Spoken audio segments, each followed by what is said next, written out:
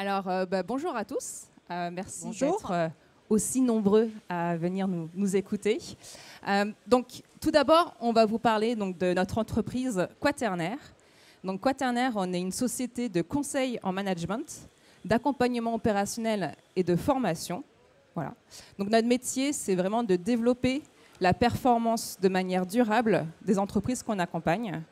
Et les entreprises qu'on accompagne, c'est des entreprises dans l'industrie et dans les services, mais majoritairement l'industrie et majoritairement l'industrie agroalimentaire. Mais on va peut-être se présenter avant, Karine. Ça serait plus sympa. Ouais. Alors ça, c'est nous.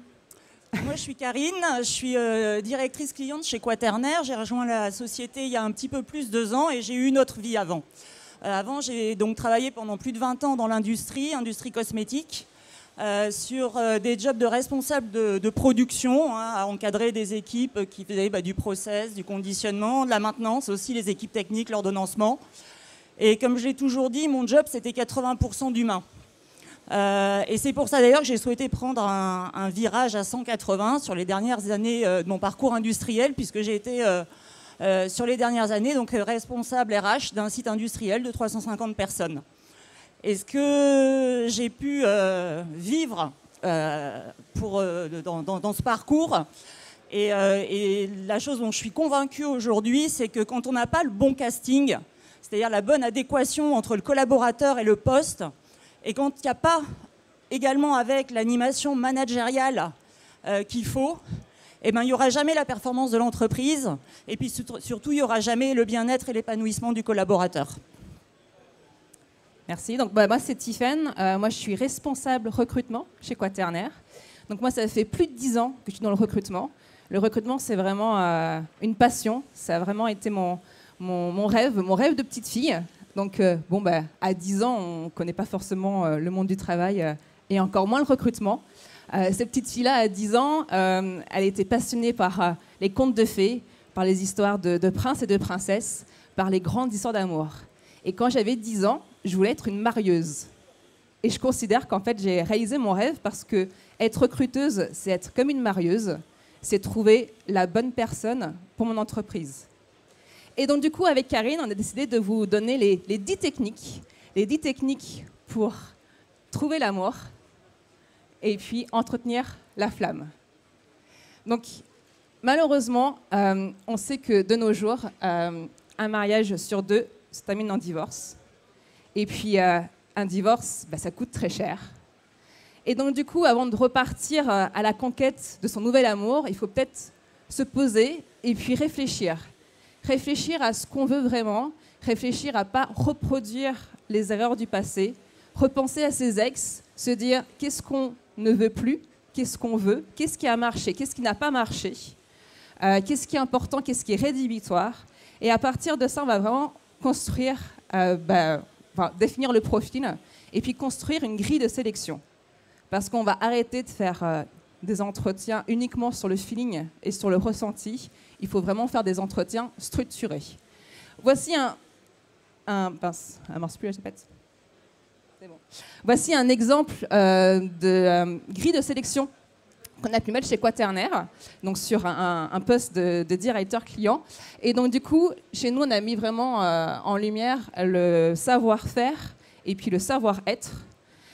Et puis surtout, les points à creuser pour la suite. Parce que lors d'un process de recrutement, on est plusieurs à rencontrer un candidat. Et souvent, on a tendance à poser les mêmes questions, à vérifier les mêmes choses. Donc, nous, ce qu'on a mis en place, c'est un point à creuser pour la personne d'après, pour vraiment lever les doutes. Tiens. Alors maintenant qu'on sait qui on cherche, il va falloir qu'on parle de nous. Alors, notre technique numéro 2, c'est une photo sans filtre Snapchat. Parce qu'aujourd'hui, c'est vrai, il y a Photoshop, il y a Snapchat, c'est hyper sympa de montrer une photo de profil où on se trouve dans un paysage paradisiaque, on lisse un petit peu les rides, on enlève le bourrelet qui dépasse. Sauf que généralement, cette technique-là, elle ne marche pas sur le long terme. Et on le sait, parce que le thème dont on veut vous parler, c'est pas qu'on est en train de chercher le plan d'un soir, mais on veut la relation sérieuse. Alors du coup, pour parler de soi, il va falloir faire la même chose. Va falloir être authentique. Mais il va falloir aussi cet effet waouh. Parce qu'aujourd'hui, l'offre, elle est énorme sur le marché de l'emploi. Donc il ne va pas falloir hésiter dans votre annonce à réussir à y mettre cette pointe d'originalité, cette pointe différenciante qui fera que le candidat, il fera cet arrêt sur image. Et par contre, il ne va pas falloir tromper, il ne va pas falloir vouloir trop embellir la réalité, parce qu'à un moment ou à un autre, ça va nous rattraper. Vous allez provoquer un collaborateur, un candidat du coup potentiel qui va être d'abord déçu. Ça va ternir votre image de marque aussi, parce qu'il en parlera aux alentours. Et puis surtout, vous aurez perdu du temps. Et je pense qu'aujourd'hui, le temps, on le compte tous.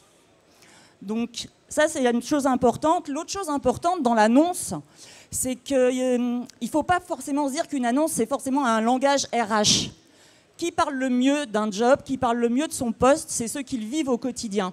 Donc je ne sais pas si on a des RH ici dans la salle, mais n'hésitez pas à aller consulter vos opérationnels, à les faire raconter l'histoire par ceux qui sont sur le terrain, parce qu'en plus, ils parleront certainement beaucoup mieux de ce boulot-là.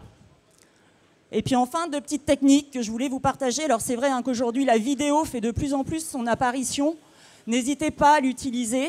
La vidéo, elle va permettre de diffuser votre annonce de façon beaucoup plus dynamique. Vous allez faire parler vos managers, vos collaborateurs.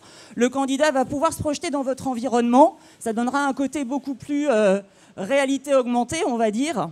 Et puis d'ailleurs, même les candidats aujourd'hui, vous êtes sûrement plusieurs à déjà avoir reçu des candidatures que les candidats préparent sous vidéo. Et le dernier petit point, donc ça c'est quelque chose que j'ai pu expérimenter dans mes vies d'avant. Souvent quand on embauche, et encore aujourd'hui on le voit chez nos clients, il y a beaucoup de demandes de postes d'opérateurs, de postes très techniques dans l'industrie. Et des fois, c'est 10, 15 postes qui sont disponibles. Et une petite reco, c'est de se dire, voilà, il y a une façon un peu sympa de faire une sorte de présélection. C'est que vous proposez une immersion terrain. Vous faites une visite, en fait, de votre site avec 10, 15 collaborateurs. Et puis, ça va vous permettre de réussir tout de suite à voir un petit peu ceux qui sortent du lot, ceux qui posent des questions intéressantes, ceux qui manifestent de l'intérêt. Et sincèrement, ça marche. Alors, on va revenir sur le job de directeur client dont Tiffaine a montré tout à l'heure la grille de sélection. Et puis moi, c'est sur ce poste-là que j'ai réagi quand j'ai eu envie de bosser dans le conseil. Qu'est-ce que j'ai trouvé quand j'ai cherché qui recherchait Quaternaire? Les deux petits extraits que vous avez en haut, c'est des extraits d'un petit film YouTube qui expliquait en fait qu'est-ce qu'était ce poste de directeur client. Et puis en bas, vous avez les verbatims de l'annonce détaillée.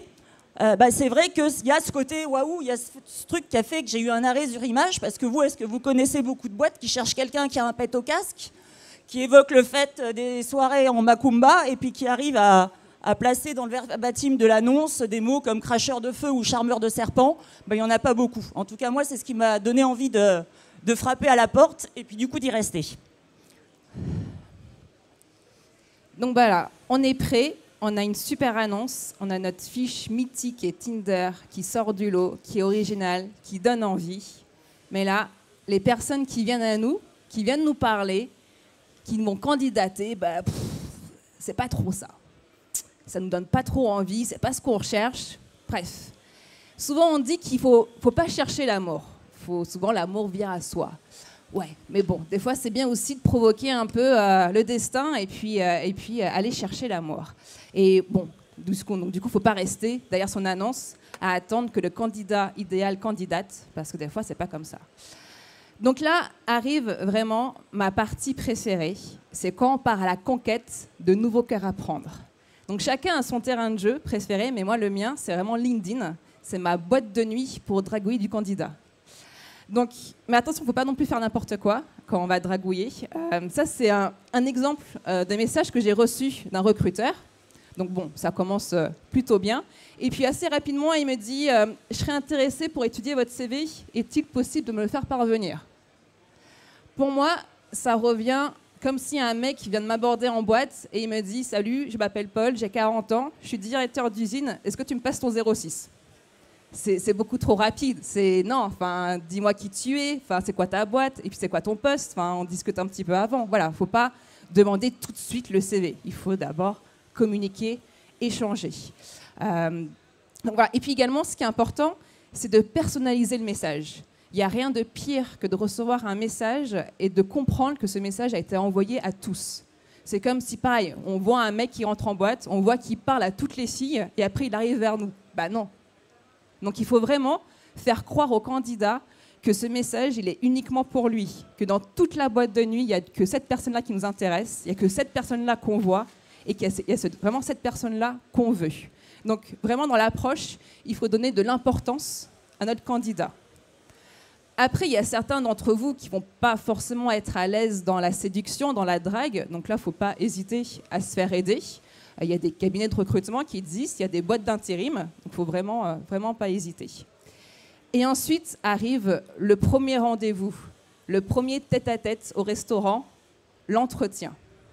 Donc l'entretien, c'est vraiment un moment d'échange, un moment de séduction. Et en plus, vous aurez préalablement construit votre grille de sélection. Donc du coup, vous aurez vraiment des questions pertinentes à poser pour savoir si on est vraiment compatible, si c'est vraiment la bonne personne pour vous, pour avoir une grande et belle histoire d'amour. Voilà.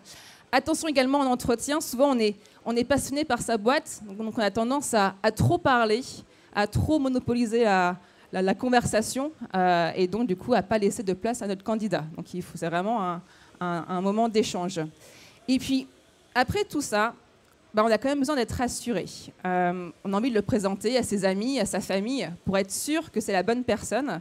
Et donc, du coup, là arrive le process de recrutement. Donc, on peut en faire 2 entretiens, voire 3 entretiens grand maximum, mais pas non plus trop. Et puis, faire attention à ce que les délais entre les différents entretiens soient assez courts pour quand même garder la motivation du candidat et faire en sorte que le candidat ne s'essouffle pas.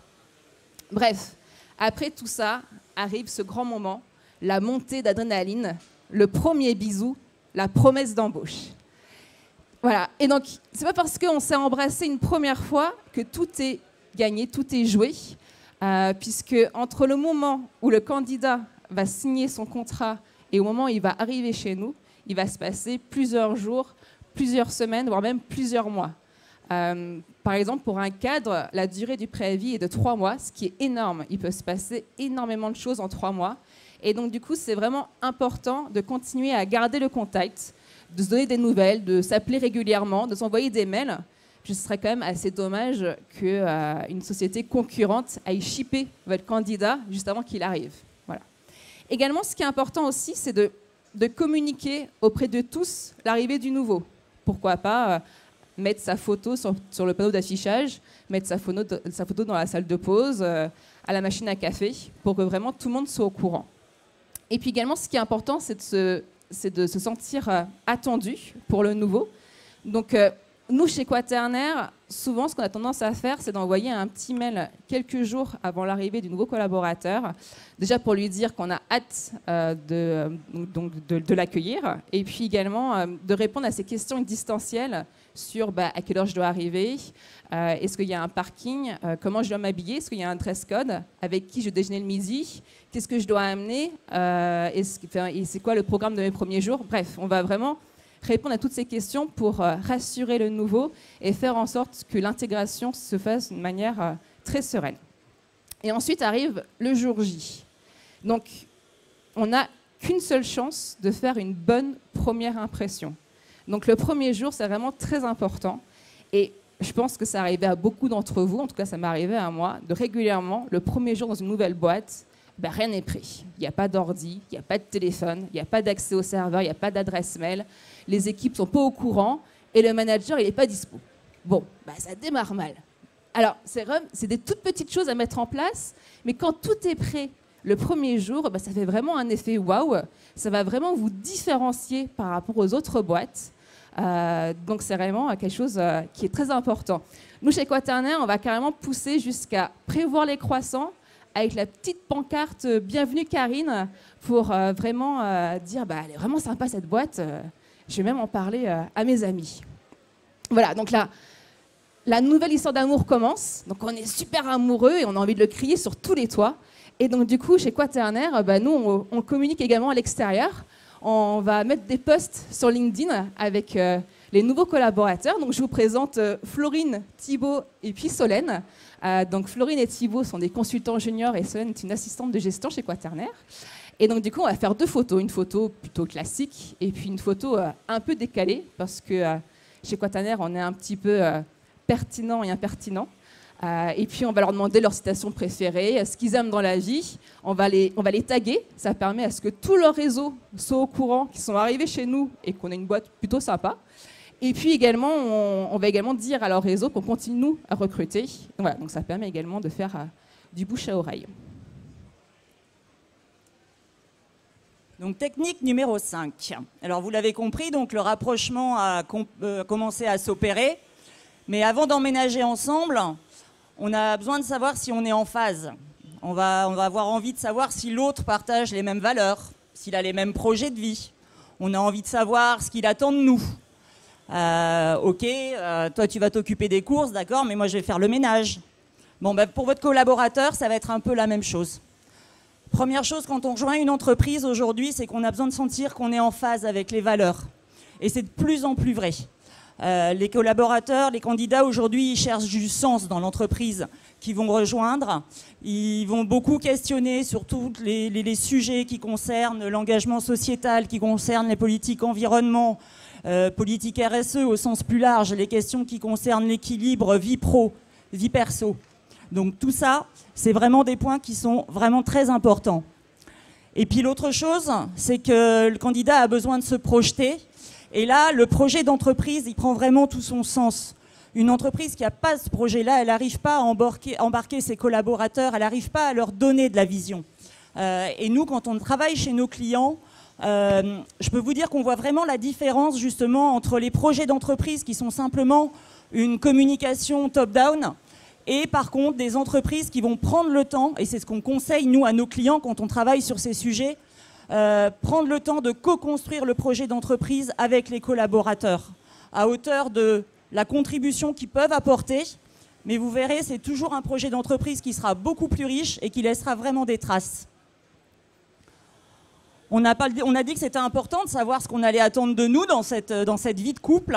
Alors c'est vrai, ça va être la fiche de poste. La fiche de poste, hein, c'est ce document RH incontournable, mais qui va réussir à expliquer au candidat ce qu'on va attendre de lui, ce sur quoi il va pouvoir être évalué. Et puis c'est ça qui va vraiment poser clairement les rôles, les responsabilités. Et enfin, pour réussir, il va falloir que le manager prenne le relais aussi pour que ce candidat il arrive à s'impliquer dans l'entreprise. Il y aura toute cette notion de venir susciter sans arrêt son engagement. Nous, il y a un petit outil qu'on utilise régulièrement, hein, c'est le DDJ. C'est-à-dire qu'à n'importe quelle occasion, hein, vous pouvez l'utiliser vraiment, ça peut être après un feedback, après un travail de groupe, en collectif. On finit par le D demain je. Et ça force n'importe qui, à n'importe quel niveau hein, dans l'entreprise, de venir inscrire un engagement, et le simple fait de l'écrire, le simple fait que d'autres puissent le lire, ça va vraiment prendre une vraie valeur. Alors nous, chez Quaternaire, par exemple, pour illustrer ça, hein, dans les valeurs qu'on partage, on a ce qu'on appelle nos bons actes. Les bons actes, c'est quoi? C'est des engagements qu'on prend et qui vont être un petit peu nos règles d'or, en fait. Alors l'écran que vous avez sur la gauche, en fait, c'est notre écran de veille de nos PC, parce que comme ça, on les a toujours sous les yeux. Et même d'ailleurs, quand on est chez nos clients, les clients, ils les lisent et souvent, ça les fait sourire. Mais c'est vrai que c'est des choses qu'on vit vraiment au quotidien. Et ces règles d'or, elles nous engagent à quoi? Elles nous engagent à respecter quatre grands thèmes. Hein. Le premier thème, c'est le respect de tout ce qui est espace de vie commun. Le deuxième thème, c'est le respect de la vie privée de chacun. Troisième thème, le respect des engagements. Et puis enfin, le respect de l'organisation du travail de nos collègues, le respect des collègues dans un sens général. Et puis je vous ai parlé de la fiche de poste. Alors c'est vrai que la fiche de poste, c'est souvent un document qui n'est pas hyper sexy, hein, c'est du Word, format A4. Et une fiche de poste, essayez de l'envisager de façon un petit peu différente aussi. Là, on a l'exemple d'un client chez qui on a travaillé cette fiche de poste. Alors, c'en est un extrait parce que vous avez forcément des parties qui sont plus légales, on va dire, hein, qui obligent certaines précisions. Mais en tout cas, voilà à quoi ressemble, donc, chez notre client, la fiche de poste d'un responsable d'équipe. Nous, on se dit que c'est quand même plus sympa et plus chouette et que ça donne plus envie de devenir chef d'équipe.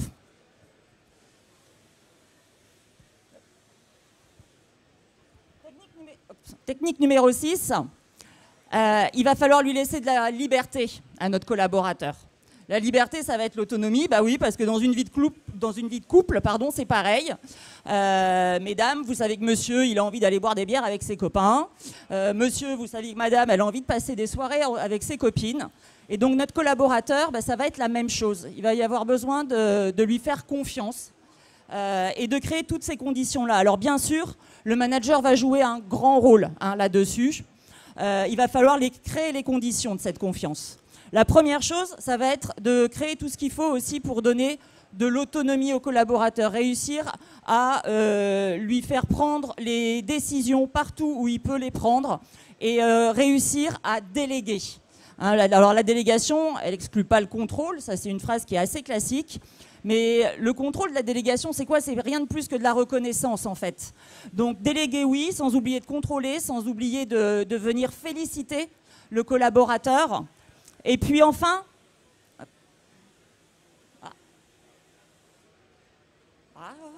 ça s'emballe.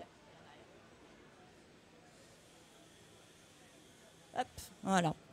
Et créer les conditions pour réussir à faire prendre les décisions au bon niveau, au plus près du terrain. Mais il y a plein de façons de le faire. Alors c'est vrai que par exemple, vous avez tout ce qui s'appelle la pyramide d'animation de la performance, l'idée de partir de ces instants où le manager est au plus près du terrain à faire des tours terrain avec son équipe. Et puis petit à petit, vous avez les réunions de service, les réunions de direction. Ça va vous permettre justement de réussir à ce que toutes les actions soient menées au plus près du terrain et que ça ne passe le cran hiérarchique supérieur que quand il y a besoin d'octroyer des moyens ou de prendre des décisions que le collaborateur, lui, à son niveau, ne va pas être en mesure de pouvoir prendre. Mais vraiment, aujourd'hui, tous les collaborateurs réclament cette confiance, cette autonomie et chargent au manager de bien être, on va dire, en veille par rapport aux capacités de chacun de ses collaborateurs. Il ne pourra pas exiger la même chose de chacun. Mais par contre, son rôle, c'est de faire en sorte que chacun donne le meilleur de lui-même.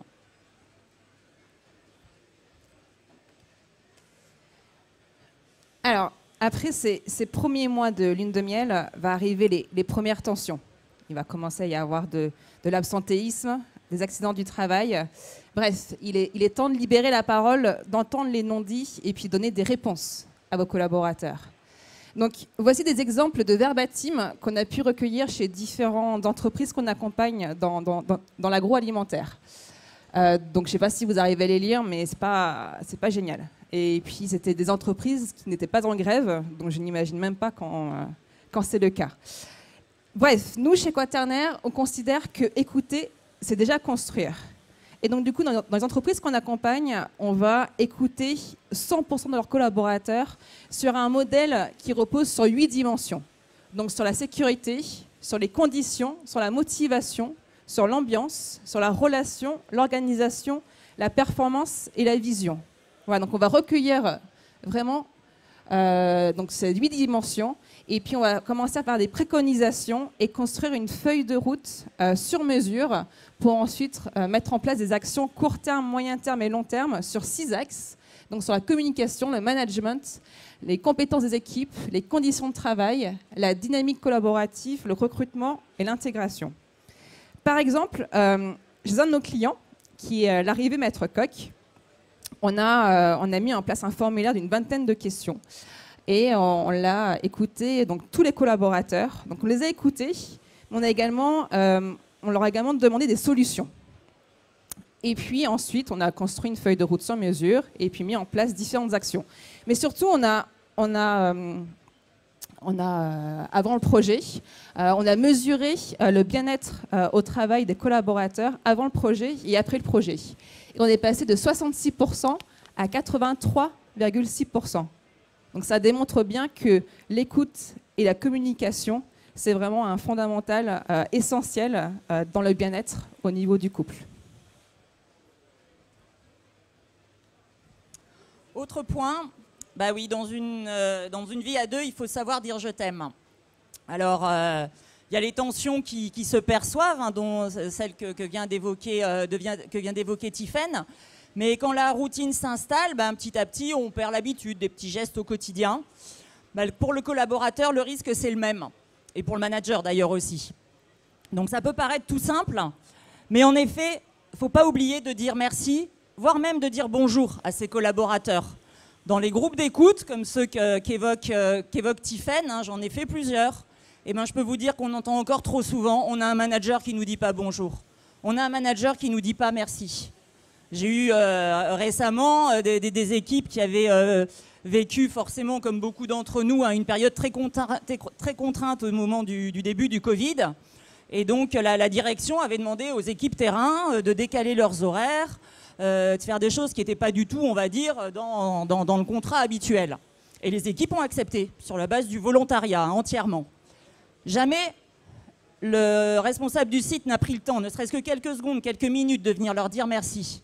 Moi, quand je les ai rencontrés, ces gens-là, c'était plusieurs mois après, ben, je peux vous dire qu'eux, ils s'en rappellent tout le temps, et que la prochaine fois qu'on leur demandera, ils diront plus oui.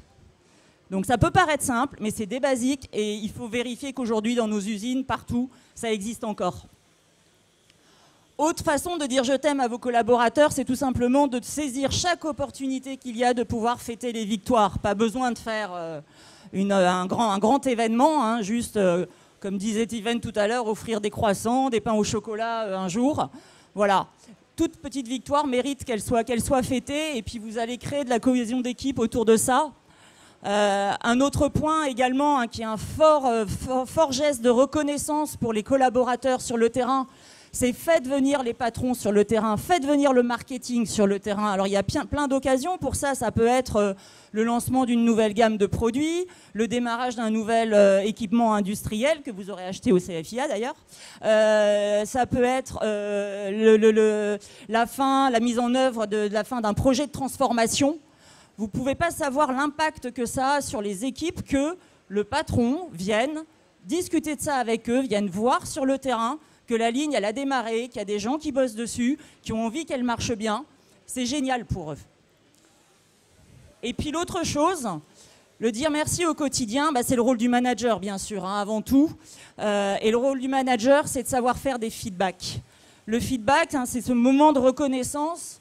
Autant il va pouvoir y avoir des feedbacks positifs, parce qu'en effet, on aura demandé justement peut-être déléguer des tâches à la personne qui sont un petit peu en dehors de son corps de métier et qu'elle aura réussi. C'est important de faire ce feedback positif parce que ça lui donnera encore plus envie de faire mieux, voire plus difficile la prochaine fois. Et puis il y a le terme qu'on utilise souvent qui est le recadrage. Nous, on n'aime pas trop ça, le recadrage. On préfère dire un feedback de développement parce que les erreurs, on en commet tous. Les erreurs, c'est des opportunités d'apprendre. Et c'est important de savoir de tourner le feedback dans ce sens-là. Le feedback, c'est pas regarder ce qui s'est passé, c'est se dire qu'est-ce qu'on fait pour que ça se reproduise plus et que la prochaine fois, ça soit une réussite de tous les côtés. Donc vous voyez, il y a plein de façons de savoir dire je t'aime, hein, au boulot. Donc là, deux petites illustrations qu'on a, pareil, qui sont issues des archives quaternaires. La photo que vous voyez là, en fait, c'est la clôture d'une mission qu'on a réalisée avec un collègue dans l'industrie agroalimentaire où on a formé les chefs d'équipe. Ils ont co-construit et on les a coachés pour animer donc leur point 5, le point 5 minutes, le point d'équipe quotidien. Et ce qu'on s'est dit, que c'est pour clôturer cette mission, on a demandé au DRH, on a demandé au directeur industriel du groupe de venir sur le terrain et d'assister au point 5 qu'animaient les chefs d'équipe. On a fait ça dans les 3 zones de l'usine. Je peux vous dire que les chefs d'équipe, ils étaient sacrément fiers. Et puis l'autre chose, c'est le feedback. Le feedback, c'est vrai, je l'ai évoqué, c'est pas quelque chose qui est forcément inné, ça l'est même pas du tout. Il y a une vraie technique, ça s'apprend. Donc voilà, nous, c'est des choses qui nous sont de plus en plus demandées d'ailleurs quand on est, alors autant sous un angle conseil que formation. Former vos managers au feedback, c'est vraiment une vraie force pour vos collaborateurs derrière. Alors, pour grandir ensemble, il est important d'avoir des projets de vie, mais aussi d'accompagner les nouvelles envies de l'autre. Et pour cela, il faut que les perspectives d'évolution soient connues de tous, et pas uniquement des DRH et des managers. Donc, il faut vraiment avoir une GPEC transparente, qu'elle soit même affichée, afin de connaître les évolutions des différents postes, les passerelles entre métiers, afin vraiment de susciter des nouvelles envies, des vocations et de sortir de la routine qu'on peut connaître quand ça fait X années qu'on est sur le même poste. Donc chez Quaternaire, on est intimement convaincu que performance et bien-être sont indissociables, que quand on est performant sur un poste, ça procure du bien-être, et quand on est bien dans son poste, dans son entreprise, on est plus performant. Donc c'est vraiment dans les deux sens. Il n'y en a pas un qui prend le pas sur l'autre. Et pour nous, cette recherche de l'équilibre entre la performance et le bien-être, c'est vraiment la mission fondamentale du manager. Et donc du coup, il faut aider les managers à trouver cet équilibre. Donc du coup, investir sur la formation, oui, mais à tous les niveaux et pas n'importe comment. Parce qu'on a souvent fait le constat que lors d'une formation qui reste quand même assez théorique, après plusieurs jours, plusieurs semaines, on a quasiment tout oublié. Et ce qu'on a appris, on va très peu le pratiquer sur le terrain. Voilà. Et donc du coup, chez Quaternaire, nous, on considère que pour avoir une nouvelle compétence, on va l'apprendre comme on peut apprendre à conduire. La conduite accompagnée, la compétence accompagnée. Donc il y a 10% où c'est l'apprentissage théorique, donc en fait ça correspond au code. Il y a 20%, c'est l'apprentissage en doublon, donc ça correspond aux 20 heures de conduite avec le moniteur d'auto-école. Et puis 70%, l'apprentissage supervisé, donc c'est les 3000 km qu'on va faire avec nos parents. Et ensuite, après tout ça, on va obtenir le permis de conduire, donc une nouvelle compétence qu'on va effectivement produire sur le terrain. Bon, et on arrive déjà à notre ultime technique, c'est la technique numéro 10. Il faut savoir varier les plaisirs dans un couple. Et si j'ose dire, varier les positions. Votre collaborateur, il va avoir besoin de la même chose. Parce que pour réussir à entretenir sa flamme, il va falloir réussir à créer les conditions pour briser la routine.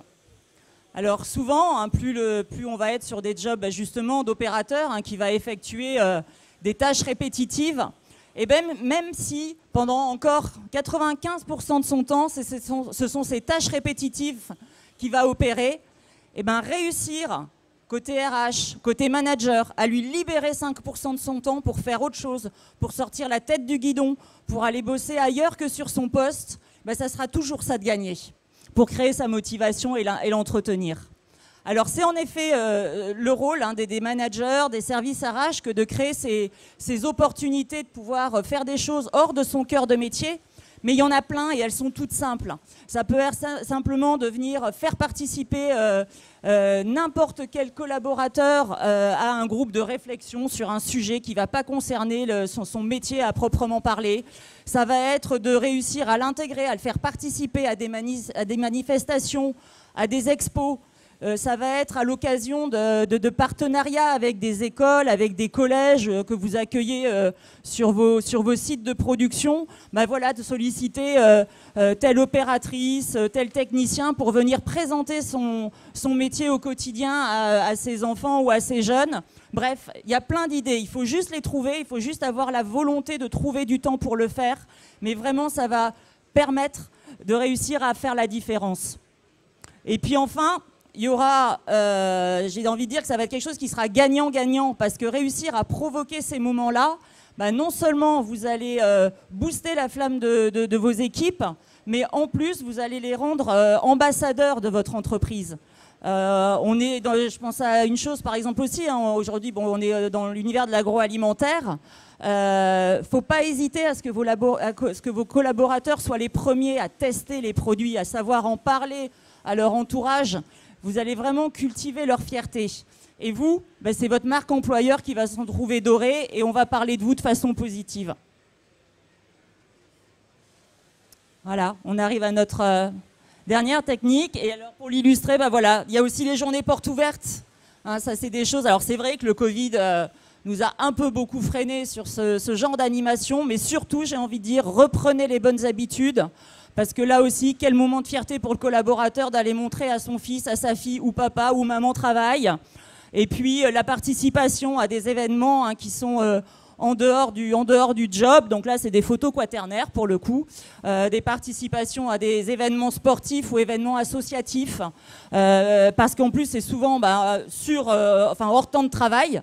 Donc ça impacte même pas les compteurs. Et puis de savoir également sponsoriser des engagements individuels. Là, vous voyez, on a la maquette de la voile avant d'un pogo, parce qu'on a une de nos collègues qui va participer dans 1 an et demi à la Mini Transat, Et puis bah, voilà, on est quand même vachement fiers qu'elle puisse porter les couleurs quaternaires à travers l'Atlantique. Donc vous l'avez compris, recruter et fidéliser, bah, ça nous parle.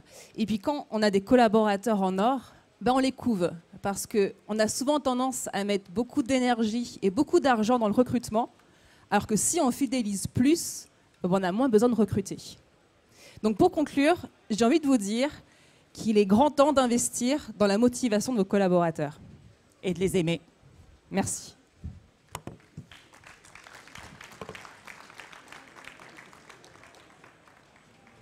Est-ce que vous avez des petites questions peut-être ?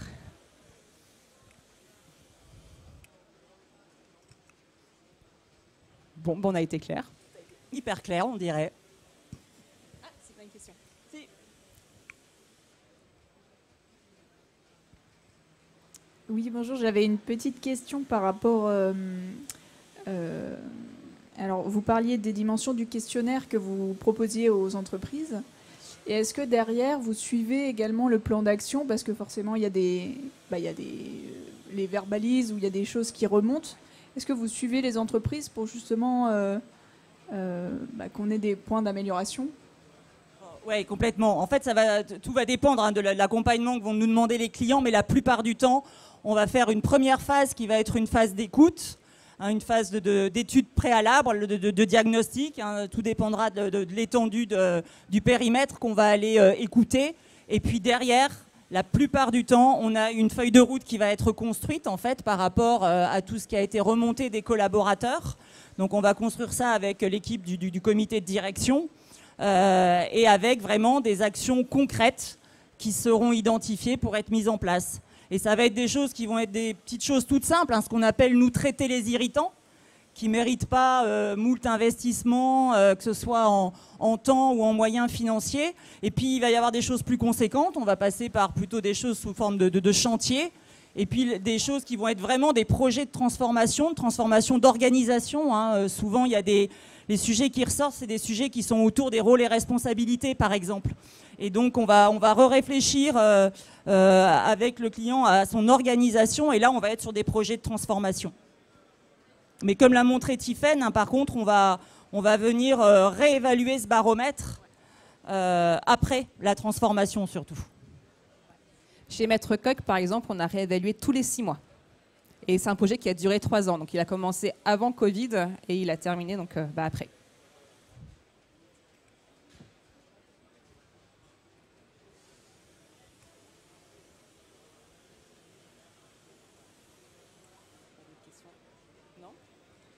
Pas d'autres questions?